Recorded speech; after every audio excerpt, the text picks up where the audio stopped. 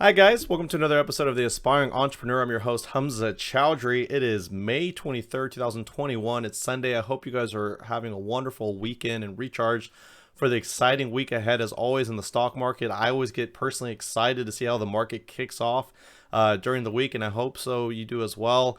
This is actually the second time I'm recording this video. I did have some audio issues, so I am re-recording it. I will go through it a little bit quicker. It's never fun to have to re-record your videos. So real quickly, guys, in this daily recap video, if you are new to this channel, I appreciate if you guys can subscribe, and to our channel, we're a 100% free content channel. As always, guys, I appreciate you if you smash that like button. It does help the channel and support our growth. And with that said, guys, what we're going to do in this channel is just go over a handful of stock tickers that we cover on this channel frequently, talk about some general ideas and theses, and then sort of see how they play out during our daily recaps. As I mentioned, guys, in the previous video, I am still moving, and so I apologize for the videos being kind of sporadic. Hopefully within a couple weeks, I'll be more settled down and we'll be able to get back onto our normal schedule. So again, with the SPY, you can see that in the daily stocks, it's basically on the daily chart here on my TradingView platform, that it's been really in a chop zone. Okay, and so we have this bottom here, which we called out. We mentioned that the market was way overextended and that we wanted to see a bounce off the 50-day back here, and we finally got that here a few days ago. Okay, and so now you can kind of see that the market is sort of consolidating on a sideways channel between 416 and down here at like 400. Okay, and so that's why you're seeing a lot of this sort of choppiness in the market. Still long term, you can see on the daily where the stock market's headed and where it's been headed, both on the daily chart and the weekly chart. But you can also see that we're trading on this upward channel on the weekly chart for the SPY, and so it still looks pretty healthy. We're still trading within the channel, but like I mentioned before, we're still on a very bullish market, and there's a lot of volatility. There's a lot of politics being played in different areas of the world. We obviously know that the coronavirus cases has come down significantly, but we also know in other countries it's gone up exponentially. And so it'll be really interesting to kind of see if anything, causes any issues. But in terms of materials, things like lumber, construction materials, those are starting to come down with this, with them not being as scarce. And so let's just kind of see what the overall market wants to do. And it's always hard to predict. I still feel like to an extent we are overextended, but definitely if we break this 403, then we can potentially look at our risk at potentially a 200-day. Now, I don't see that happening necessarily, but like I said, if we drop at the 404, I can definitely see here a bounce on where we had previous resistance around 400, which is where I thought we were going to come back here. And so that's definitely a level I'd be looking at. As you can see, short term, guys, we're getting rejected by this 20-day average. And so the fact that we can't hold above it and we're getting rejected tells me we're going to come back to the 50-day, but we could also potentially break it. And you can see here that we had the buyer step in and they're holding this at the 50-day. But you can also see that the 50-day has just been running up nonstop, okay, both on the daily and the weekly. And now that the 20-day is starting to flatten out, right, what I expect to see is some type of crossover, okay? And so what I expect to see is that the 20-day is going to cross over in the down direction, the 50-day is going to start flattening out, and then we'll see some type of crossover up here in the low fours, okay? And you can see that with Apple, which we've called pretty much to the T as well. Clear top at 135. A lot of you guys ran where we had that strong support that we called way back here at 117.80. And so you can see that we had constant bounce and choppiness also in Apple back in March. And so again, great run up to 135. And now we said that we could get a potential new long starter size at 127.50. That came. And so I told you guys, please don't buy Apple. Personally, don't think it's a good advice to buy anything up here at the top when it's made such a great run. And of course we had some good choppiness there, some good opportunities, but once we broke that level at 127.50 here and we tested the 200-day, like I said, I would have cut it, or you could obviously add to your long position. But ultimately this is the level here at 117.80, 118 that Apple needs to hold in order to maintain this sort of upwards direction. As you can see, it's starting to sort of fade off, and we haven't been able to retest the highs here at 145. Just to kind of put this in perspective for you guys, this is where we were trading right before the pandemic a little over a year ago, which was right here at the $82 level. And so for a company as big as Apple, you're essentially talking about a 50% growth in 1 year in the stock. pre-COVID. Okay, so I'm just trying to put this in perspective. I'm not saying that I'm not bullish on Apple long term and there's more upside, but don't be surprised if you start to see some of these levels fade. And so like I said, I would be looking at a fade here at like under 118 and see if this thing wants to break and potentially start heading downside. Okay, and so again, make sure you have a plan in place. Everything I say is for entertainment purposes only and educational, and so I'm not here to tell you to buy, sell, or hold. I'm just giving you ideas and my personal ideas and thoughts on the process. Tesla, same thing. It's definitely been downtrending. We know that the stock was, down here. Same thing about a year ago at 145, had this massive run up. I really still feel bullish about the stock. That's not going to change. I think this company has a lot of stuff going for it. I think just the market in general and the sector rotation into Bitcoin and into crypto in general has led to a lot of weakness in stocks that I felt like had an excellent run up. And so I'm not surprised to kind of see this weakness. And you can see that we had this low put in here back at the early March with the sell-off. And you can see we got a perfect bounce off of that. And so I still feel like we had this thesis of higher highs, higher lows, but that got broken once we broke this level here at 600 and we had this new low. Okay, and so we weren't necessarily uptrending anymore. And so what I really want to see is a breakout above the 50-day, which is currently trading around 670. And what I want to see is us be able to hold it. And as you can see, it's been downtrending. It crossed over in the downwards direction with the 20-day. And so the bears have definitely taken over Tesla and Michael Burry, all these guys who are, sort of, what do you call popular, shorts. The big short is what he's called. These guys, they're just, they talk about it. They talk the big talk, but they were also very wrong for a long time. And so if you're in the market for a long enough time, you can be right. But at the same time, when they were shorting, the stock just kept running up. And so we had good consolidation in the 8s, which tells me that we're definitely going to get back up there. I mentioned to you guys my personal price target for Tesla is $1,000.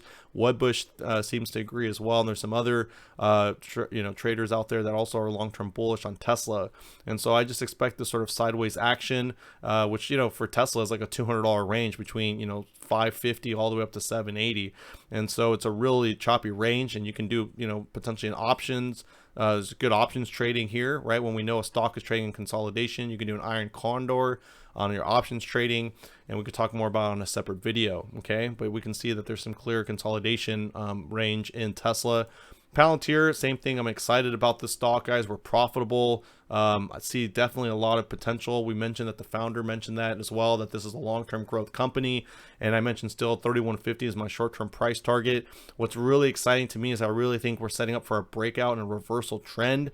As you can see here, back in 14th of April and in sort of the end of April, a constant rejection off the 50-day. And so what I really want to see is on this 50-day average is, as you can see, it's starting to flatten out and we're starting to stabilize, is right here. We try to have this breakout of what was a previous bottom here in Palantir around 2150, and you can see we got rejected there, and now you can see that we're starting to come back up. And so what I really want to see is a breakout. Definitely this week I could see 2250, but what I want to see is a breakout of that level and a close above that level for us to reverse trend. And what I really want to see is a breakout of 24. Okay, and so again, I can see this testing the 50-day this week at 2250. I can see a rejection of that price, but if we can get some bullish momentum, like I said, I can definitely see a test here at 24, but I want to break out at 24 to know that there's a trend reversal in place with the short-term price target of 3150 for this year for Palantir.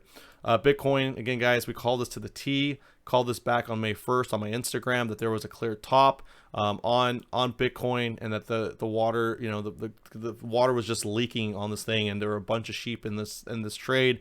And so I mentioned that my key levels were going to be in this range here. You can go back to an old video from earlier this month. We called it to the T. 40,000 to 30,000 were in short-term price targets. We got that flush. A lot of you guys made a killing off of that level because you got it right at 30,000, right at the bottom. And I mentioned, as always, guys, you're going to get this sort of dead cat bounce, right? So you get this sort of free fall action, and then you get essentially a sort of a retest, and I was expecting around 45. It's kind of where we got, around 44, and now we're essentially downtrending. Okay, and then we're not coming up as high. And so this is obviously clearly what a lower high and lower low scenario, which is a trend reversal. And so again, bearish on Bitcoin. Be really interested to kind of see where this thing goes, and I think there's a lot of people stuck on this thing. Okay, Space, great news. If you didn't hear already, yesterday they had a successful commercial flight. Very excited, very happy to hear that now they've had their third flight and it was successful, and they're gearing up to get their program underway. It sounds like it's going to happen next year. Can't blame them. Obviously, COVID caused a lot of problems for a lot of different people. But I do want to call out Chamath and all these fake sort of traders that pretend they're for the retail that sold in their positions prior to the news and the earnings coming out. And so a lot of these guys, you know, you got to, that's why I always say trade with a plan, trade with an idea, trade with knowledge. Don't trade because other people are trading. Don't follow other people. I think this market's telling you, don't follow just anybody. Don't even just follow me. These are ideas. These are my thoughts.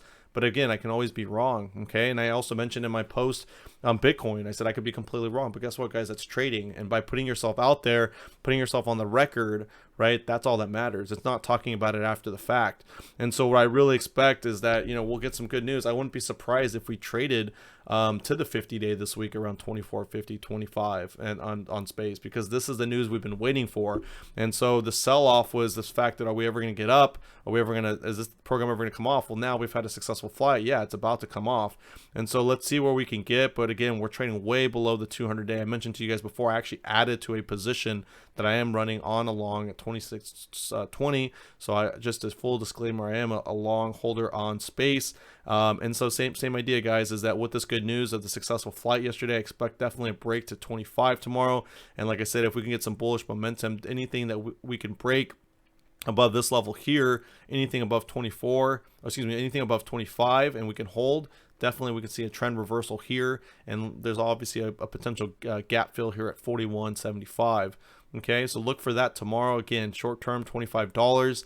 Hopefully this week, potentially tomorrow, considering the good news, and then looking for a gap fill here at 21.50 with this company, which is longer term. AI, guys, great stock. We haven't had a test of the 50-day. It looks like we're about to get there at 65. The key level for me for a reversal change was this level here, where we had constant support and we broke that support, and I thought it would be acting as resistance. That was at $59, or let's just say 60. You can see here we closed at 61.18. And so I'm definitely excited about this stock, but I do want to see us trade above it. And specifically, I want us to break out of the $74 top that we couldn't break. And it's just been trading sideways. And then, of course, it lost that support here at $60 just a few days ago. And so what I really want to see is we have earnings a week from Tuesday. As you guys can recall back here at the previous earnings, guys, we were trading at $115. And so this stock's been beaten down 50%. If we can show solid earnings, I can definitely see the stock running up, guys, back, you know, 20, 30%. Back into the 90. I mentioned my short-term price target, that hasn't changed, was $83 specifically on AI, and I'm still waiting for that. And so we will be in tune waiting for that a week from earnings. Okay, and so don't get greedy. If you've added to a position, if you have a long position, make sure you pay yourself before the earnings. If it hits 82, 83 before the earnings, guys, I'll be probably completely flat, to be perfectly honest, in the stock. It's still a fun stock. I'll still trade it, day trade it. But like I mentioned to you, I also am carrying a longer position as well on this stock too. And with that said, guys, I appreciate you. I had to record this twice, so I apologize. It did get a little later than I expected. But as always, guys, I appreciate you. I wish you the best of luck. And if you have any questions or comments, even if I'm not posting a video, do post them in the comment section. I do respond to all my comments. Thank you. Take care. Bye-bye.